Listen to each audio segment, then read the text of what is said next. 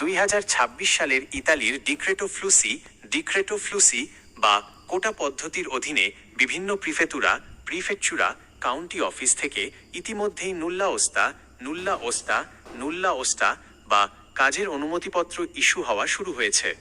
সাধারণত যে সমস্ত শহরে কোটার সংখ্যা বেশি এবং প্রশাসনিক জটিলতা কম, সেসব অঞ্চল বা শহর থেকে প্রথম ধাপে নুল্লা ওস্তা বেশি ইস্যু হয়ে থাকে। বর্তমানের লেটেস্ট আপডেট অনুযায়ী যে সমস্ত প্রধান শহর ও অঞ্চল থেকে নুল্লা ওস্তা বেশি আসছে তার একটি তালিকা নিচে দেওয়া হলো। 1. উত্তর ইতালির প্রধান শহরসমূহ। Northern Italy. উত্তর ইতালিতে কলকারখানা, শিল্প প্রতিষ্ঠান এবং লজিস্টিক খাতের আধিক্য থাকায় প্রতি বছরই এখান থেকে সবচেয়ে বেশি নন সিজনাল স্পন্সর নুল্লা ওস্তা ইস্যু হয়। মিলান লোম্বার্দিয়া অঞ্চলের এই প্রধান অর্থনৈতিক কেন্দ্র থেকে প্রতিবারই বিপুল পরিমাণ নুল্লা ওস্তা আসে। টোরিনো, এখানে টেকনিক্যাল ও ম্যানুফ্যাকচারিং খাতের কোটা বেশি থাকায় দ্রুত কাজ হচ্ছে। ভেনিস এবং ভেরোনা, ভেনেতো অঞ্চলের এই শহরগুলোতে হোটেল, রেস্তোরাঁ ও পর্যটন খাতের নুল্লা ওস্তা ইস্যু শুরু হয়েছে। বোলোগনা, এমিলিয়া রোমানিয়া অঞ্চলের এই কৃষি ও শিল্প সমৃদ্ধ শহর থেকেও আপডেট আসছে। 2. সেন্ট্রাল বা মধ্য ইতালি। Central Italy. রোমা, ইতালির রাজধানী রোম এবং এর আশেপাশের লেজিও অঞ্চল থেকে রেস্তোরাঁ, কনস্ট্রাকশন ও ডোমেস্টিক পারিবারিক কেয়ারগিভার খাতের নুল্লা ওস্তা আসার খবর পাওয়া যাচ্ছে। ফাইরেন্স, তুস্কানি অঞ্চলের ট্যুরিজম খাতের নুল্লা ওস্তা ইস্যু হচ্ছে। 3. দক্ষিণ ইতালির শহরসমূহ। সাদার্ন ইটালি, প্রধানত সিজনাল।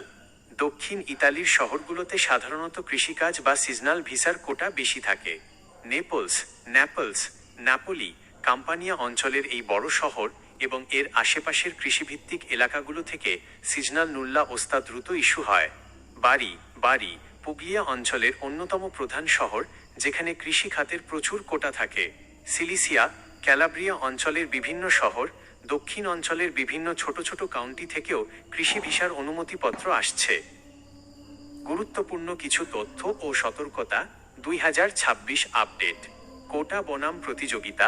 মিলান, রোম বা তুরিনের মতো বড় শহরগুলোতে কোটা যেমন বেশি, তেমনি সেখানে আবেদনের সংখ্যাও কয়েক গুণ বেশি থাকে। তাই বড় শহরের মালিকরা আবেদন করলেই যে সবার আগে আসবে তা নয়।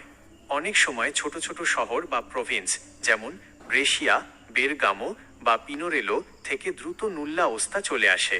নতুন নিয়ম, কনফার্মেশন রিকোয়েস্ট।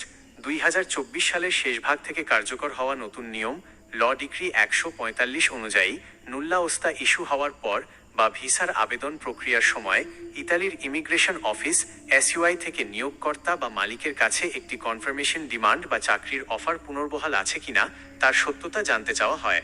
মালিককে অবশ্যই 15 দিনের মধ্যে এর জবাব দিতে হয়। তাই আপনার মালিকের সাথে নিয়মিত যোগাযোগ রাখা অত্যন্ত জরুরি। VFS portal. নতুন নিয়মে নুল্লা ওস্তা পাওয়ার পর ভিএফএস গ্লোবালের নির্দিষ্ট ওয়েব ফর্ম পোর্টাল সফলভাবে রেজিস্ট্রেশন করলে আপনার নুল্লা ওস্তার মেয়াদের সময় গণনা সাময়িকভাবে স্থগিত থাকে, যা আপনার অ্যাপয়েন্টমেন্ট পাওয়ার প্রক্রিয়াকে নিরাপদ করে। আপনার নুল্লা ওস্তাটি কোন শহর, প্রিফেকচুরা থেকে আবেদন করা হয়েছে তা আপনার ইতালিয়ান মালিক বা এজেন্টের কাছ থেকে জেনে নিলে আপনি সেই নির্দিষ্ট অঞ্চলের বর্তমান পরিস্থিতি আরও নিখুঁতভাবে ট্র্যাক করতে পারবেন।